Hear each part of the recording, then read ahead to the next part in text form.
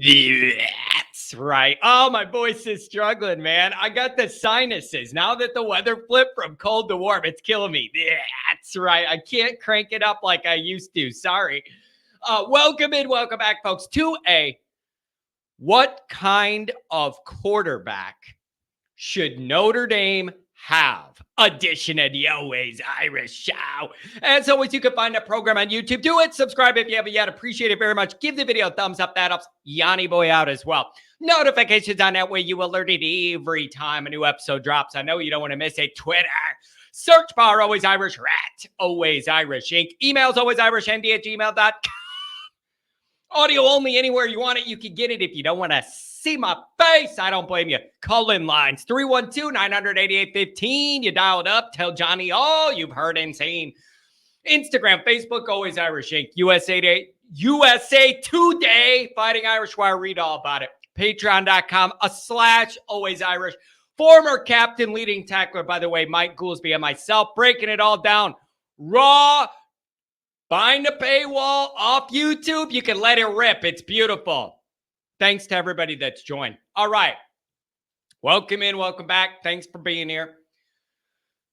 Interesting topic that I'm sure is going to generate a lot of discussion and thoughts amongst the Notre Dame fans.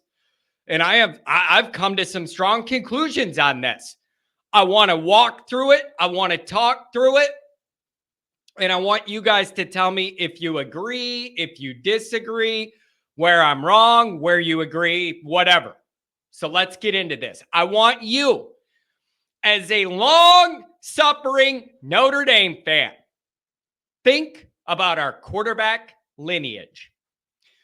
The old days, what worked, what didn't work, what type of quarterbacks worked at Notre Dame, which ones didn't.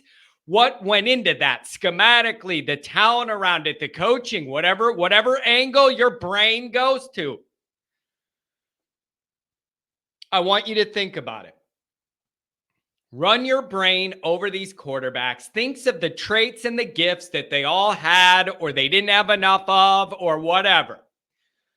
After you have that in mind, I will then ask, what style or kind of quarterback should the Irish have? Year in, year out, recruit for it. What should they go for? I'm going to give you a couple seconds to do your little project here. Think of these quarterbacks. Think of the success. Think of the failures. Think of the traits. Me? I want dual threat guys. Legit dual threat guys. Not like, hey, the play breaks down. Maybe I could crank it up and get a first down once a game with my legs running, taking it to the sideline, getting just past the marker and going out of bounds. No. I'm talking about a legit dual threat that a defense has to plan for the pass and the run, a.k.a. Deuce 9. Now, I've never claimed to be an X's and O's genius. This isn't that show. I never claimed it was that show. I'm not I can look at high school kids' film and know what they need to get better at and if they're an NFL that's not my lane either. You don't got to be a football genius to understand my logic here. Follow me. You don't have to be that smart. You just need eyeballs and a half a brain. And at least I got half left. I want every play to have two options. When you have a running quarterback, every one single play is two plays when a guy can run. This is how Jaden Daniels won the Heisman Trophy this year with, oh, by the way, our new offensive coordinator. A pass play's called, nobody's open, or the blocking breaks down, and before you know it, Daniels shoots through a gap for 30 yards, a first down, gets out of bounds, moves the sticks. On a passing play that failed. Didn't get the right blocking. Everybody's covered. Nobody gets out of their breaks and gets open. A drop back, slow-footed passer. In that scenario, what does that guy do? Grounds it in the linesman's feet or throws it 10 rows out of bounds and you burn the down. Why limit yourself. Why limit yourself? Why allow a defense to know that this guy's not a natural runner, not a big leg threat, and all we got to do is defend the receivers and tight end, whatever? Because we're not scared of this guy taking off at all. So we don't have to plan for that. We don't have to have a spy for that. We don't have to account for that. We could call our defenses really aggressive, not worried about being burned by that, all of that. So I guess my point is, this is just very basic math. If you have a dual threat quarterback, every play has multiple options to work instead of just one. Why would you prefer to have less options on any given play to stress a defense rather than having more? Why? Why would you do that to yourself? Why would you make it easier for a defense? Why would you want them entering a game not only worried about if we just stop one thing, we got these guys? I don't like that. Put more stress on a defense. Make them worry about every single play. Every drop back could be a run or a pass. And especially as we get further in the modern era and I see more of Notre Dame and their program and where they've been at and where they're at, the more I think this makes sense. Give me a dual threat guy.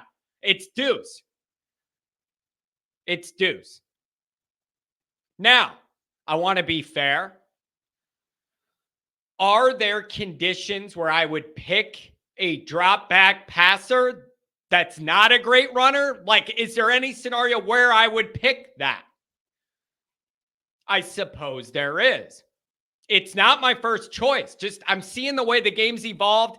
I can't get the Jaden Daniels thing out of my mind. I watched all the LSU I could to root against Swamp Thing. I've never watched more LSU in my life and watched more of their media than I did last year.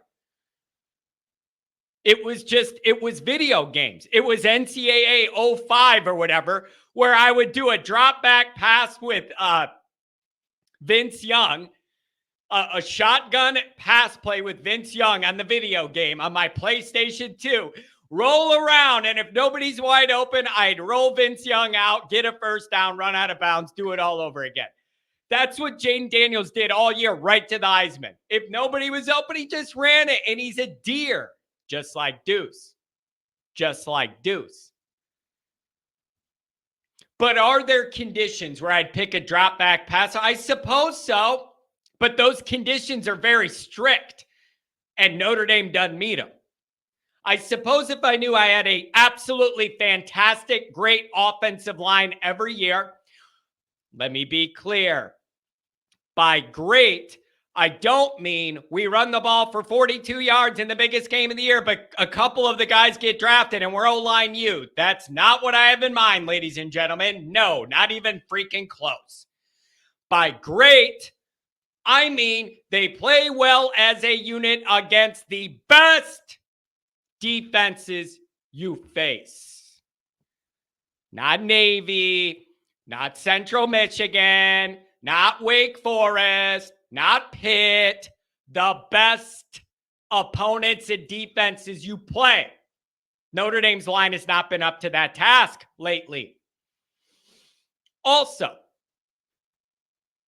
if I recruited and develop wide receivers like Ohio State does, every single year, year in, year out, rinse, repeat, recycle, that has me more interested in a drop back situation. And by the way, if the actual passer was elite at it, elite, extremely accurate, big arm, can make every throw into a tight window, then I'm interested in that. Sure. So if I have all those components, Notre Dame can certainly succeed with a straight up passer that is immobile. We ain't got those things. Are you out of your mind? Our best receiver was a true freshman that's a lacrosse player, you guys.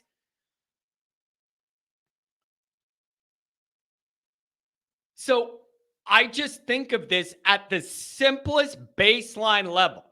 I sit and I think, what is going to stress and test a defense the most? It's a dual threat guy. Every one play turns into two.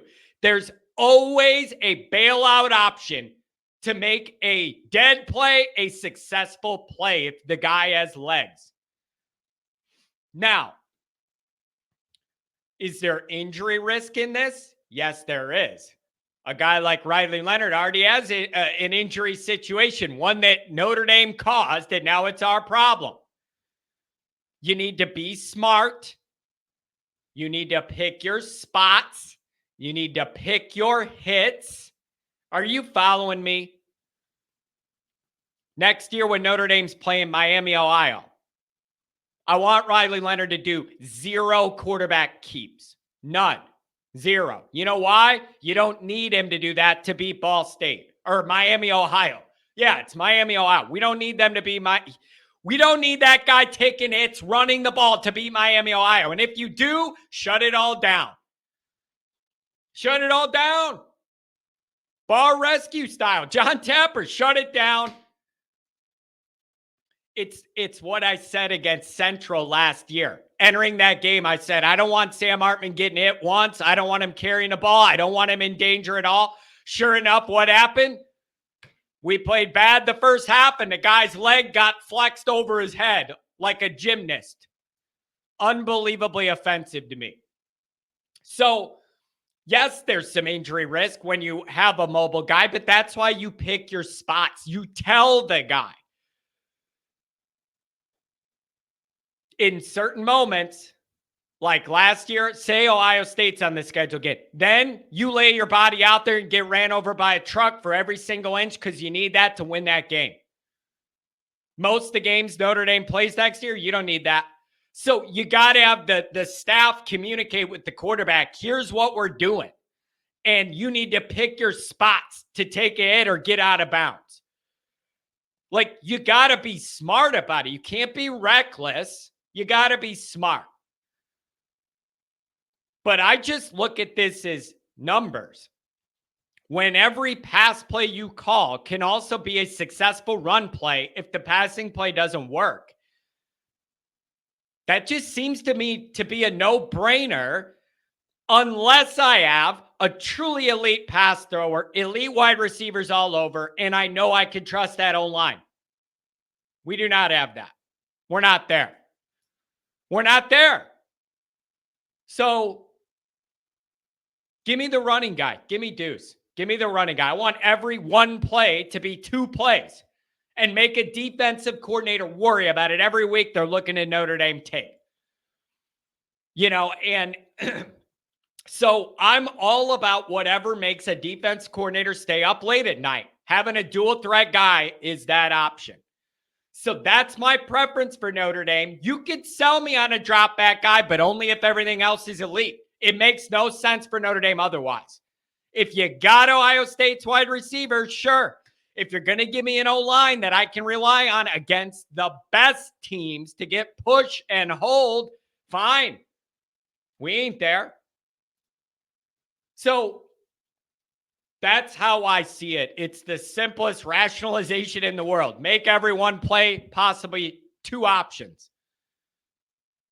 Am I wrong? Am I thinking of this wrong? What do you make of this? I'm fine with the drop back guy if you're going to give me all those other pieces. We ain't got them. So that's where I'm at on it. Now that we're thinking about all these quarterbacks, what do you guys think? Let me know.